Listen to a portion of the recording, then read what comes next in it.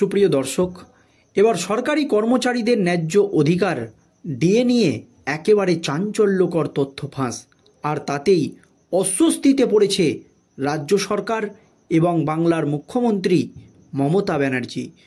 দর্শক, ন্যায্য ডিএ আদায়ের দাবিতে দীর্ঘদিন ধরেই আন্দোলন চালিয়ে যাচ্ছে রাজ্য সরকারি কর্মচারীরা। কলকাতা হাইকোর্ট পরিষ্কার জানিয়ে দিয়েছিল মাত্র 3 মাসের মধ্যে রাজ্য সরকারি কর্মচারীদের সমস্ত বকেয়া ডিএ মিটিয়ে দিতে হবে। তারপর কলকাতা হাইকোর্টের সেই রায়কে চ্যালেঞ্জ করে সুপ্রিম কোর্টে যায় রাজ্য। আর এই আবহে ডিএর মতো একটি গুরুত্বপূর্ণ মামলার শুনানি সুপ্রিম কোর্টে 14 বার পিছিয়ে গিয়েছে, জানিয়ে দেশের বিচার ব্যবস্থা প্রশ্নের মুখে পড়েছে। কিন্তু এই আবহে 26,000 চাকরি বাতিল মামলার শুনানিও সুপ্রিম কোর্টে বারবার পিছিয়ে গিয়েছিল চন্দ্রচূড়ের আমল থেকে।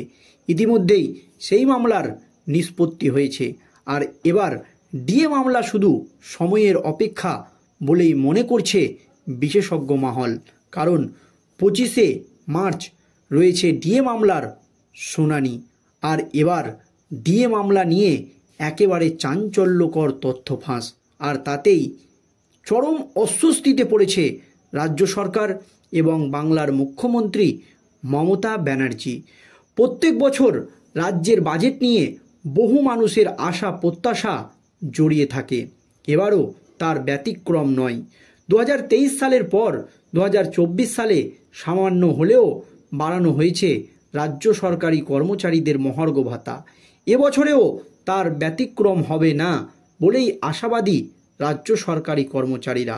প্রসঙ্গত 2023 সালে চিরকুটে আর 2024 সালের বাজেটে ছাপা অক্ষরে ডিএ বৃদ্ধির কথা লেখা হয়েছিল। প্রশ্ন উঠছে, ওয়েস্ট বেঙ্গল গভর্নমেন্ট সরকারি কর্মীদের ডিএ বাড়ালেও তাতে কেন্দ্রীয় সরকারি কর্মীদের সঙ্গে তাদের ডিএর ফারাক কি কমবে?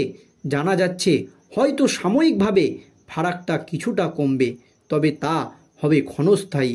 কারণ চলতি বছরের জানুয়ারি মাস থেকে কেন্দ্রীয় সরকারি কর্মীদের ডিএ বৃদ্ধি কার্যকর হলে রাজ্যের সঙ্গে কেন্দ্রীয় সরকারি কর্মচারীদের মহার্ঘ ভাতার ফারাক আরও বেড়ে যাবে। বাজেট ঘোষণার আগে থেকেই জল্পনা তৈরি হয়েছে, এবার রাজ্যে সরকারি কর্মচারীদের 6% ডিএ বাড়তে পারে। যদি 6% ডিএ বাড়ানো হয়, তাহলে এবার রাজ্য সরকারি কর্মচারীদের ডিএ বেড়ে হবে 20%। এর ফলে সাময়িক হলেও রাজ্যের সাথে কেন্দ্রের ডিএর ফারাক দাঁড়াবে 33%। কিন্তু 6% ডিএ বাড়ানোর আশায় যখন বুক বাঁধছে সকলেই, তখন সরকারি কর্মচারীদের ডিএ এই বাজেটে মাত্র 4% বাড়ানো হয়েছে, যা কেন্দ্রের তুলনায় অনেকটাই কম বলে মত বিশেষজ্ঞ মহলের। আর এই আবহে ডিএ নিয়ে একেবারে চাঞ্চল্যকর তথ্য ফাঁস করলেন কুমার মিত্র। ডিএ নিয়ে এই জল্পনার মধ্যেই সংগঠনের কনফেডারেশন অফ টেস্ট গভর্নমেন্ট এমপ্লয়িজের সভাপতি শ্যামল কুমার মিত্র আনন্দবাজার পত্রিকাকে বলেছে, রাজ্য সরকার বলেছে ডিএ না দিয়ে সেই অর্থ ব্যবহার করা হচ্ছে উন্নয়নে। এরপরেই বিস্ফোরক দাবি করে তিনি জানান, 2011 সালের জুন মাস থেকে 2024 সালের এপ্রিল পর্যন্ত ডিএ খাতে সরকার সাশ্রয় করেছে প্রায় 2,19,000 কোটি টাকা। তাই ডিএর টাকায় যদি উন্নয়ন হয়ে থাকে, তাহলে মুখ্যমন্ত্রীর উচিত তার কৃতিত্ব নিজে না নিয়ে সরকারি কর্মচারীদের দেওয়া। মুখ্যমন্ত্রী মমতা ব্যানার্জি বলছে যে সরকারি কর্মচারীদের ন্যায্য অধিকার ডিএ মিটিয়ে দিলে রাজ্য আর্থিকভাবে বিপর্যস্ত হয়ে যেতে পারে। এই কথা কিন্তু পরিষ্কার সুপ্রিম কোর্টে জানিয়েছে রাজ্যের আইনজীবী। তখন প্রায় 52,000 কোটি টাকা দিয়ে লক্ষ্মীর ভাণ্ডার দিচ্ছে রাজ্য সরকার। আর এই দান খয়রাতির রাজনীতি নিয়ে তীব্র ক্ষোভ প্রকাশ করেছেন কিছুদিন আগেই সুপ্রিম কোর্টের বিচারপতিরা। তাতেও কি রাজ্য সরকারগুলির বুঝ বা জ্ঞান আসবে না?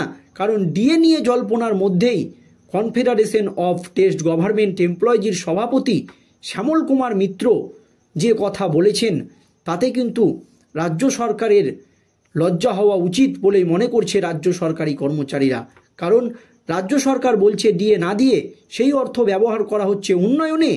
এরপরেই বিস্ফোরক দাবি করে তিনি জানান যে 2011 সালের জুন মাস থেকে 2024 সালের এপ্রিল পর্যন্ত ডিএ খাতে সরকার সাশ্রয় করেছে 2,19,000 কোটি টাকা।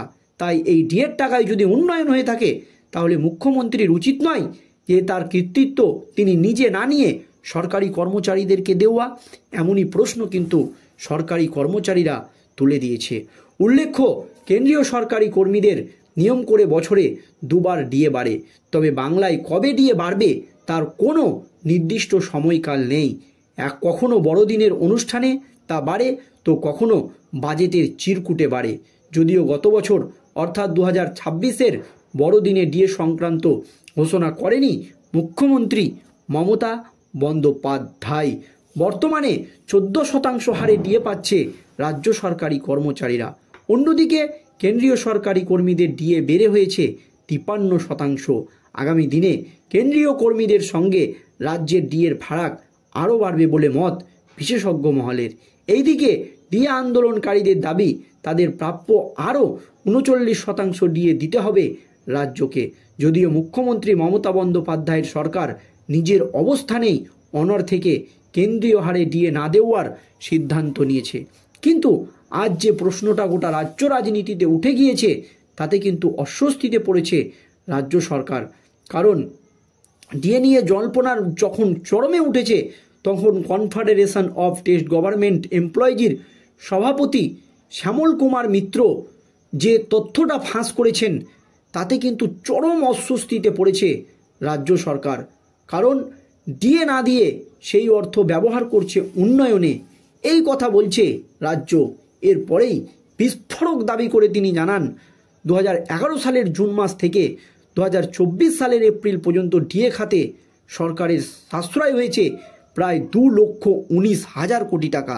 সংখ্যাটা কিন্তু অনেক, একেবারে চমকে দেওয়ার মতো একটি সংখ্যা। তাই ডিএর টাকায় যদি উন্নয়ন হয়ে থাকে তাহলে মুখ্যমন্ত্রীর উচিত তার কৃতিত্ব নিজে না নিয়ে সরকারি কর্মচারীদেরকে দেওয়া। উল্লেখ্য, কেন্দ্রীয় সরকারি কর্মচারীদের নিয়ম করে বছরে 2 বার ডিএ বাড়ানো হয়, কিন্তু রাজ্য সরকারের কর্মচারীদের যে কখন ডিএ বাড়বে তার কোনো ঠিক নেই। আর এই আবহে সঠিক তথ্যটা ফাঁস করেই দিলেন সরকারি কর্মচারীদের সংগঠনের মূল মাথা। আর 25শে মার্চ সুপ্রিম কোর্টে কি হতে চলেছে ডিএ মামলা নিয়ে সেই দিকেই আমাদের নজর থাকবে। ধন্যবাদ।